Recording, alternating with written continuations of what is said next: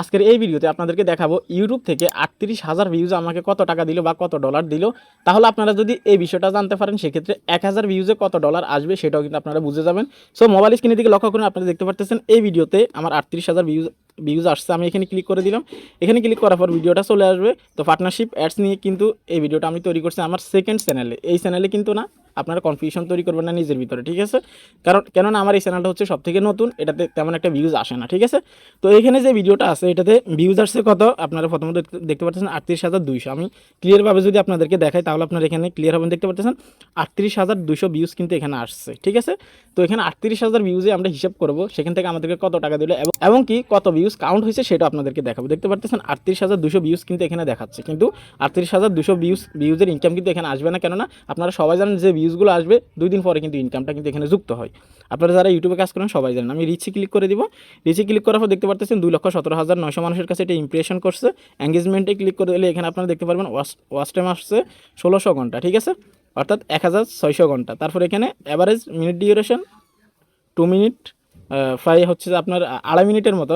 তো আমি যদি এখানে স্লাইড করে রেভিনিউতে ক্লিক করে দিই, রেভিনিউতে ক্লিক করার পর দেখতে পাচ্ছেন এখানে আমাকে ৩৮,০০০ ভিউজে $18 দিল। এখন আমরা দেখব কত ভিউজ কাউন্ট হয়েছে। এখানে তো আমাদেরকে দেখাচ্ছে ৩৮,২০০ ভিউজ, কিন্তু ইনকাম দেওয়ার ক্ষেত্রে কত ভিউজ কাউন্ট হয়েছে এখানে যদি আপনারা দেখেন, দেখতে পাচ্ছেন ৩৫,৭০০ ভিউজে আপনার আরপিএম 49 আমাদেরকে কত ডলার দিল, $18, ঠিক আছে? এখন আমরা যদি এখানে যে বিষয়টা দেখবো সেটা হচ্ছে যে এখানে যে ৩৫,৭০০ ভিউজ আমাদেরকে $18 দিল, ১,০০০ ভিউজ আমাদেরকে কত ডলার দিল বা কত টাকা দিল বাংলা টাকায় সেটা আপনারা কনভার্ট করে নিন। আমি আপনাদেরকে যদি বোঝাতে চাই সেক্ষেত্রে ভিডিওটা লং হয়ে যাবে। এখন এখানে ইনকামের যে বিষয়টা দেখতে পাচ্ছেন, ইউটিউব কোম্পানিকে অ্যাডভার্টাইজার কোম্পানি কত টাকা করে ১,০০০ ভিউজে পে করছে দেখতে পাচ্ছেন। এখানে তারা ক্লিয়ারলি বলছে for every 1K views CPM, অর্থাৎ সিপিএম মানে হচ্ছে যে অ্যাডভার্টাইজার কোম্পানি ইউটিউব কোম্পানিকে কত টাকা বা কত ডলার করে তারা পে করছে দেখতে পাচ্ছেন। তারা পে করছে হচ্ছে আপনার $1.60 প্রায়, হ্যাঁ, $1.59। তো ধরুন নিন $1.59 আপনারা ধরেন।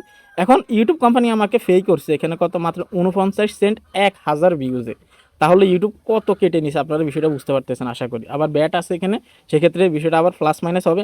তো এখানে যে বিষয়টা সেটা হচ্ছে যে ইউটিউব ইনকাম নিয়ে অনেকের ভিতরে কিন্তু কনফিউশন তৈরি হয়। কেননা অনেকের চ্যানেলে কিন্তু ইনকাম অনেক বেশি, আবার অনেকের চ্যানেলে কিন্তু ইনকাম অনেক কম। এটা হচ্ছে যে আপনার ক্যাটাগরির উপরে নির্ভর করবে, আপনার কিওয়ার্ডের উপরে নির্ভর করবে, আপনার যে ওয়ার্ডগুলো আছে, যে টাইটেলগুলো আপনি ইউজ করবেন এটার উপরে কিন্তু অনেক সময় আপনার যে ইনকামটা আছে এটা কিন্তু নির্ভর করবে। কেননা আপনি যদি আর্নিং রিলেটেড বা ইনকাম রিলেটেড বা অ্যাপ রিলেটেড কোনো ধরনের কোনো ভিডিও তৈরি করেন সেখানে কিন্তু সিপিএম বা আরপিএম কিন্তু অনেক হাই।